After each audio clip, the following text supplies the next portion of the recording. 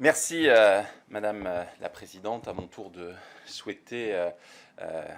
aux journalistes ici présents et à celles et ceux qui nous suivent en visioconférence la bienvenue et les remercier de l'intérêt qu'ils portent à notre mission. Je veux remercier Madame la Présidente, chère Maryse Carrère, avec qui nous avons formé un tandem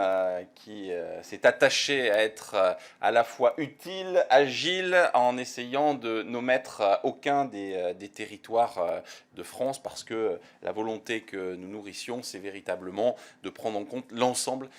des situations que peuvent rencontrer les élus, et notamment les élus municipaux, sur les différents territoires de France. Je veux remercier également Madame la Présidente de la délégation aux collectivités, chère Françoise Gatel, avec laquelle nous avons l'habitude de travailler en étroite collaboration, et lui dire que finalement ce rapport, c'est aussi un signe de la constance des propositions sénatoriales, puisque nous nous sommes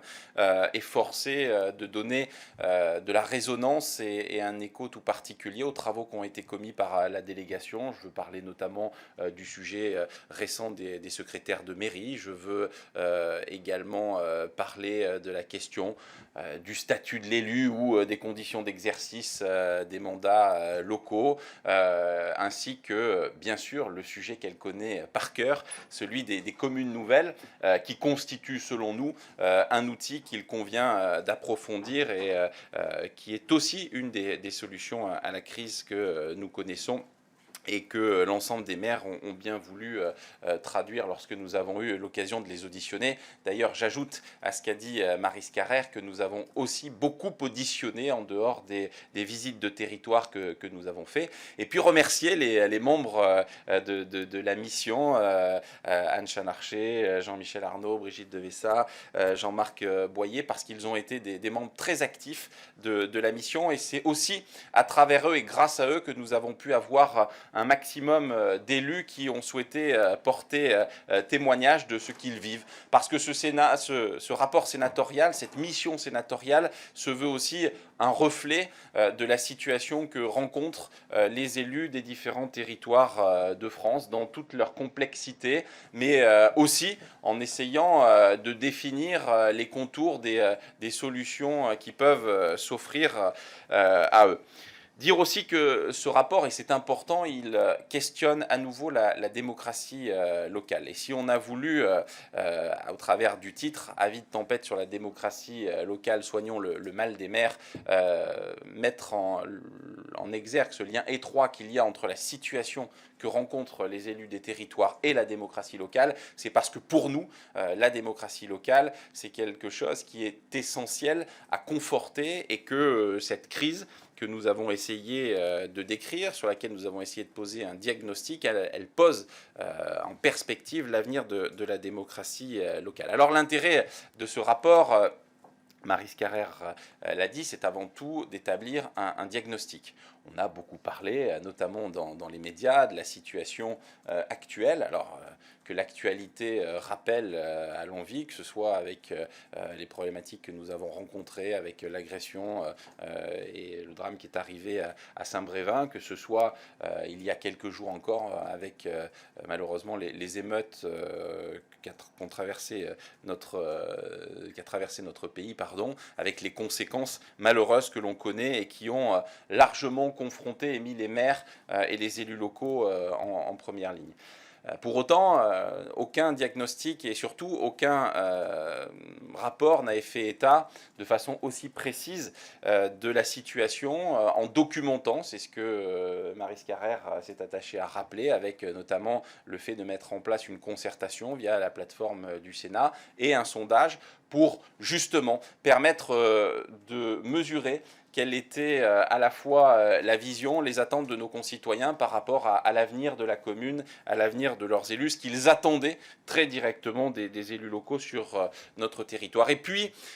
pointer du doigt les difficultés et la réalité de ce que vivent les élus,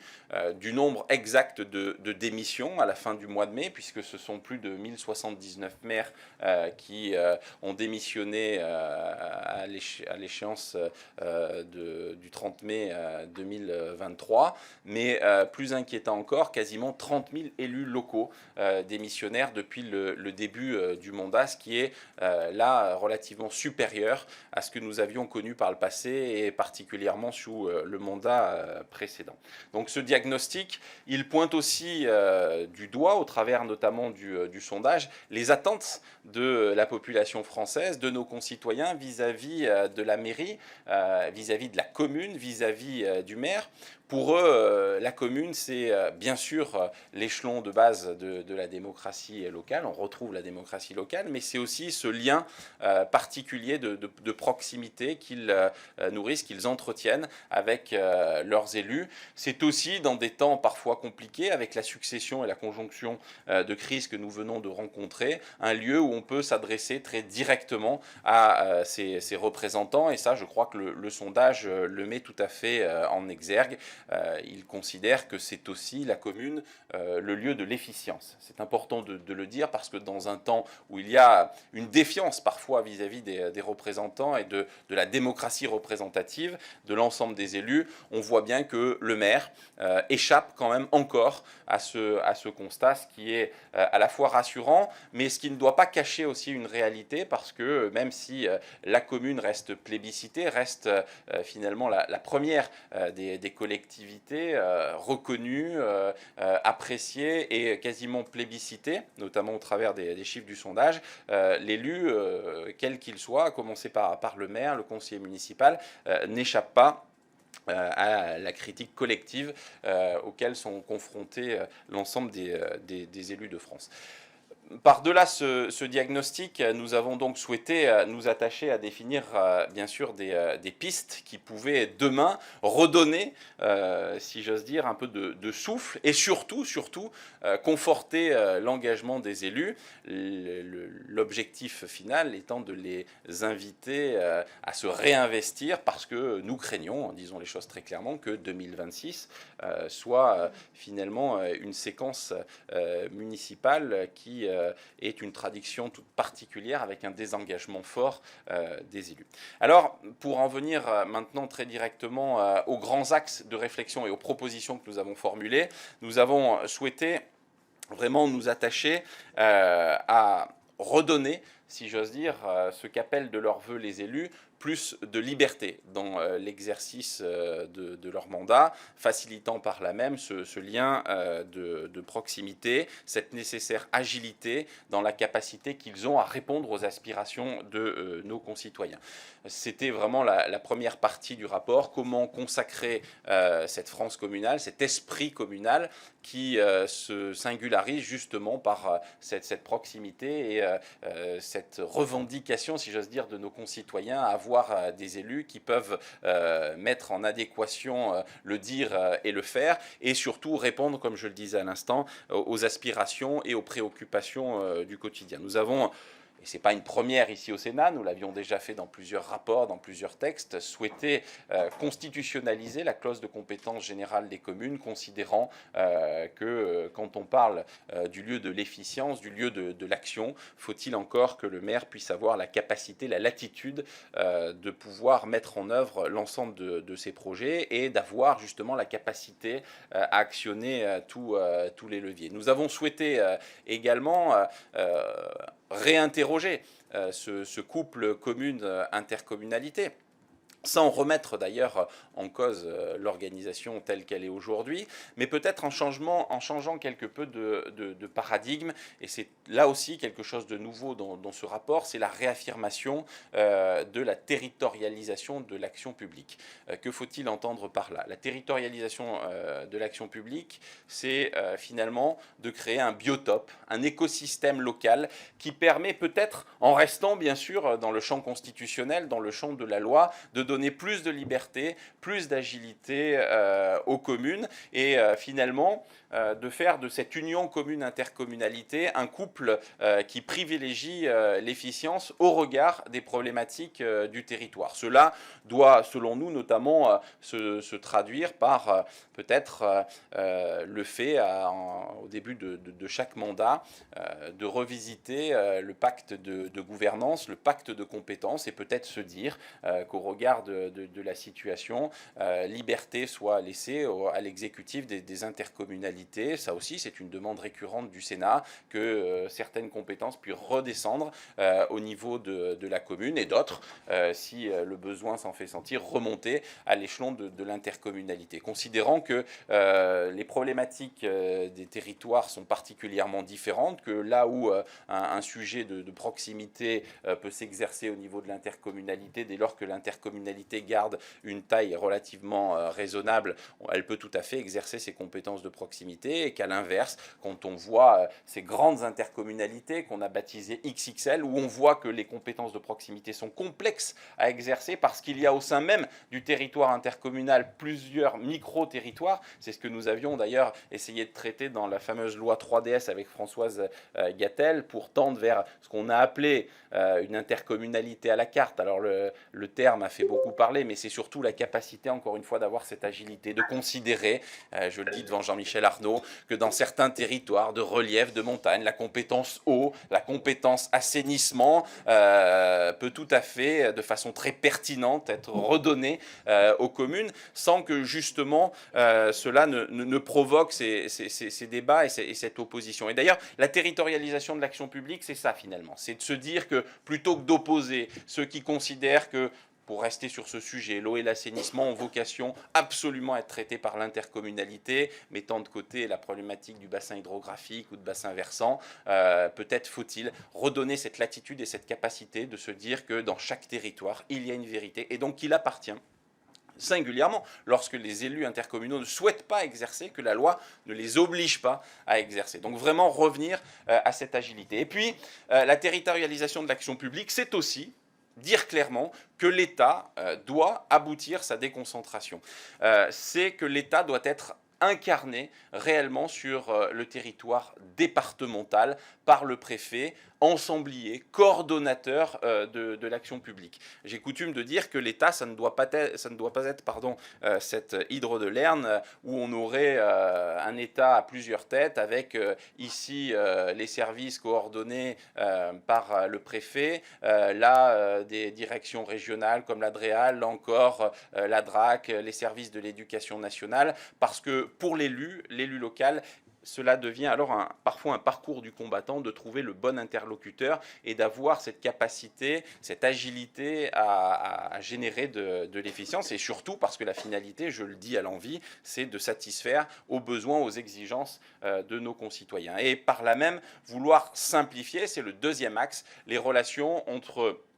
les communes, les intercommunalités et l'État. Alors cette incarnation, c'est la première réponse. Et puis il faut de la simplification. Là encore, c'est un sujet que nous avons essayé de préempter depuis longtemps ici au Sénat, et nous avons notamment souhaité faire en sorte que, par exemple, s'agissant des dotations, des fameuses dotations qui permettent aux communes d'investir, les fameuses dotations d'équipement des territoires ruraux, les dotations de soutien à l'investissement local, et la dernière née, la dotation fonds vert, puisse finalement être fondue dans une seule dotation, considérant de toute façon que c'est le projet de loi de finances qui définit les montants qui sont après répartis dans les départements, et que c'est le préfet, voire la commission DETR dans les départements, qui permettent de fixer les critères d'éligibilité, et donc que rien n'échappe à l'État dans l'octroi de ces crédits et dans les conditions d'éligibilité, et qu'il n'y a pas lieu dès lors de faire en sorte qu'on puisse imaginer que les élus viendraient parasiter ce process-là, et donc de la simplification, faire en sorte qu'il y ait un guichet unique, parce que là encore, beaucoup de maires nous disent, c'est d'ailleurs la question des normes. là encore, largement traité avec des réponses par la délégation aux collectivités et cet ensemble du parcours du combattant, cette chape de plomb administrative qui parfois, j'allais dire majoritairement, décourage les maires et les élus des territoires. Et donc l'idée d'un guichet unique où on aurait un dépôt de dossier vis-à-vis de ces dotations sont pour nous une façon de répondre justement à ce besoin de simplification. Pour rester sur l'idée de la simplification et peut-être de la confiance au sein du bloc communal, c'est l'idée, encore une fois, de donner des outils qui permettront, j'allais dire, d'instaurer une véritable concertation là où on a le sentiment pour les plus petites communes, et elles sont très majoritaires dans notre commune, comprendre par là les petites communes au sens démographique du terme, la capacité de faire en sorte, quand on a notamment des grandes intercommunalités, d'avoir ce qu'on a appelé un droit de veto. Alors c'est pas une opposition stricte, c'est ce qu'on a constaté notamment dans une agglomération comme le Grand Reims, 143 communes, que la plus petite commune, dès lors qu'on lui impose un projet ou la prise d'une compétence qui n'est pas souhaitée, elle peut justement faire valoir ce droit de veto qui permet de reposer le problème et qui impose, entre guillemets, j'allais dire à l'intercommunalité, de repenser le sujet, le projet ou le transfert d'une compétence. Donc c'est vraiment mettre quelque part de l'huile dans les rouages. Alors c'est dans la charte de gouvernance, donc on n'est pas sur quelque chose qui est très normatif, mais ça permet, et on l'a vu avec une certaine efficience, de donner le sentiment que l'intercommunalité, dès lors qu'elle est relativement grande en territoire et en nombre de communes, c'est pas David contre Goliath quand on a une grande centralité par rapport aux plus petites des communes. Et puis,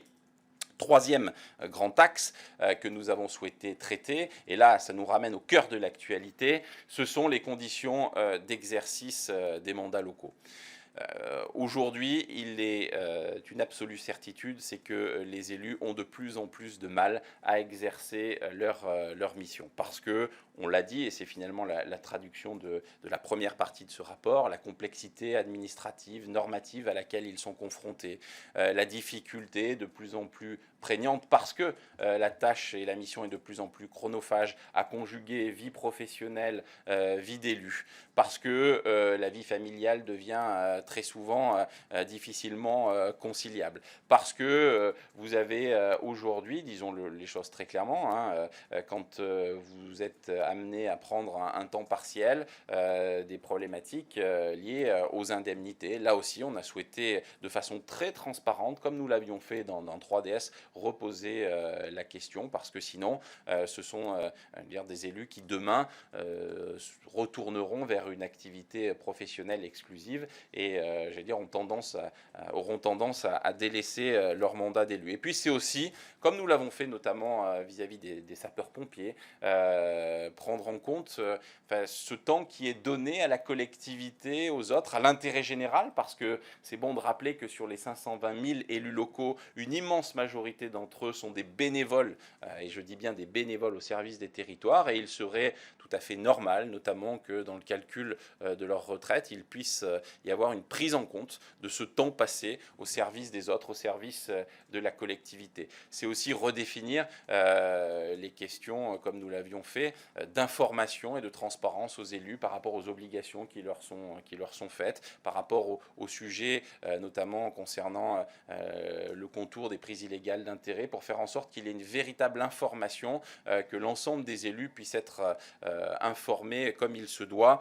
des responsabilités qui sont les leurs, des exigences auxquels ils doivent se conformer, mais que tout ceci puisse se faire en bonne intelligence. Et puis, c'est aussi traité, comme la délégation, je le rappelais, l'a fait, les questions des moyens. Je pense notamment aux secrétaires de mairie, parce que trop souvent, nous sommes confrontés à des communes qui n'ont plus la capacité à recruter. C'est aussi poser la question, Anne Chalarché nous le faisait rappeler, des dotations associations qui peuvent accompagner justement ces moyens pour faire fonctionner nos communes. Et enfin, dernier point de ce rapport, c'est la fiscalité locale. Là aussi, c'est un sujet important. Alors, bien sûr, nous nous sommes attachés à livrer quelques pistes qui sont là aussi des pistes de réflexion et des positions réaffirmées au fil du temps par le Sénat. C'est d'abord ce lien fiscal entre la commune et le citoyen. C'est quelque chose auquel nous sommes très attachés, considérant que finalement c'est essentiel. Le rapport à la démocratie locale se comprend parfaitement que le citoyen ait bien conscience des services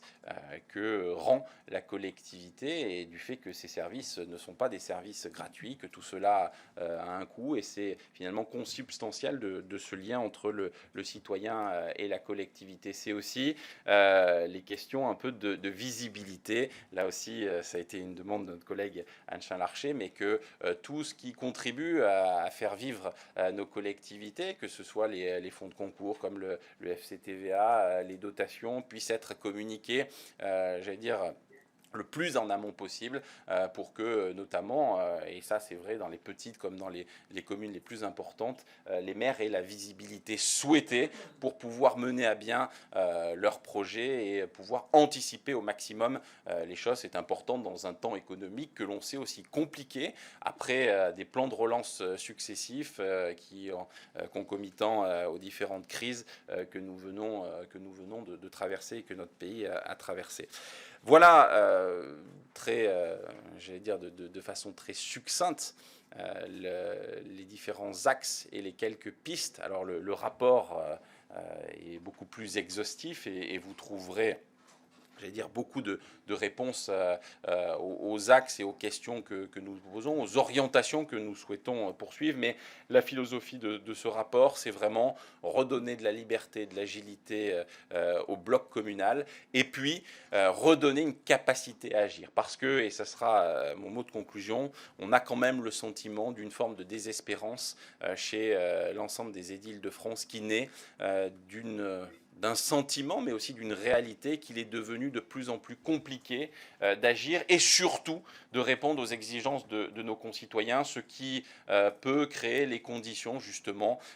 d'une crise en matière de démocratie locale. C'est ce que nous souhaitons à tout prix éviter, considérant qu'il est une chose qui fonctionne particulièrement bien dans notre pays, c'est cette France communale, cet esprit communal, parce qu'il allie à la fois proximité, comme je le disais en préambule, efficience, et c'est aussi une part de l'identité de chacune et de chacun de nos concitoyens, un territoire qui est celui de l'attachement, le lieu c'est le lien, et je pense que nous avons essayé dans ce rapport, encore une fois, en considérant tous les acteurs qui participent à la vie démocratique locale, de redonner des pistes et du souffle à cette France communale. Voilà, en tout cas, merci de votre attention. Puis je crois